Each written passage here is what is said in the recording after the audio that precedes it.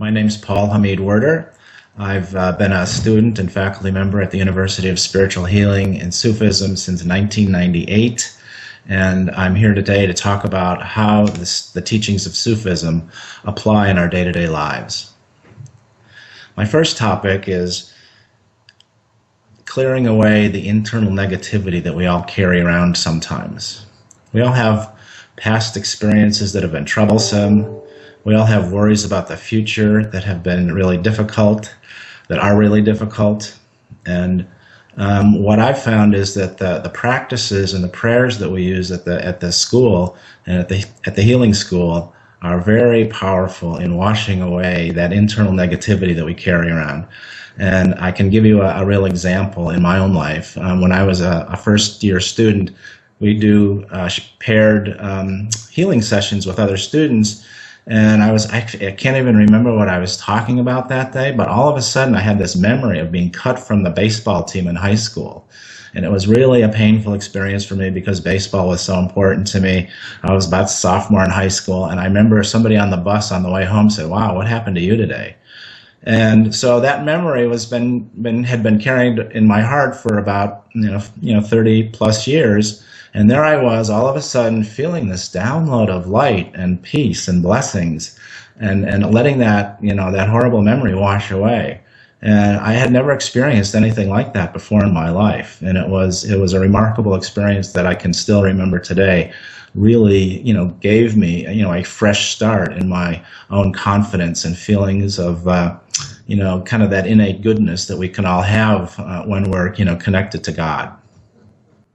And the second thing that I want to share is about how we get to see the goodness in others. After we've done some work clearing the negativity in our own hearts, it's interesting that we actually start to see other people in a different way. And I can remember even, again, back in my first year or two at the school, that I had some judgments and some feelings about some other students when they would raise their hand again and again and talk about the same things.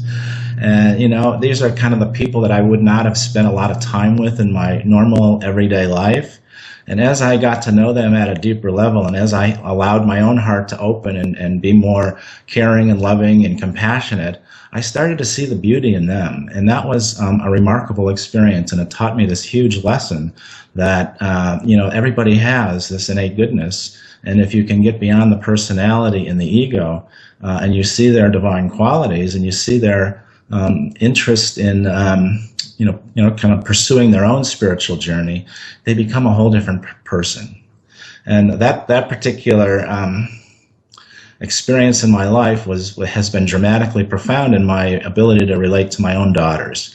We all have children that they grow up and they actually, the good news and the bad news is they become the people that they want to be, not the people their parents want them to be. And so many times I've had to kind of look beyond what I wish they would do or what I wish they would be and see them as they truly are, as the jewels that they are. So that's the second thing that I've found is really a practical way of getting value out of the Sufi teachings in day-to-day life. The third thing I found over and over again is that the prayers and the practical application tools that we learn as students of Sufism really help us return to that place of calm, centered, kind of experience of love and trying to be the expression of the divine qualities. When we get upset by life, moments of stress, really knock us back into that negativity unless we have a conscious way of noticing that we're, kind of upset or triggered. We notice that and we stop and we pause and we return to our practice of remembering the divine name in our heart until we can move forward, with that acceptance that life is actually a spiritual training ground as opposed to anything else. What are we here for? My assessment after all these years is that we're really here to have a spiritual training experience. We're really here to prepare for what's next after this lifetime. And when we can use life as a test and as a challenge, as an opportunity to continue to come closer and closer to that divine being that we really are, then we're a lot happier and it's a lot easier to kind of course correct as life knocks us back and forth with all the different challenges that come our way.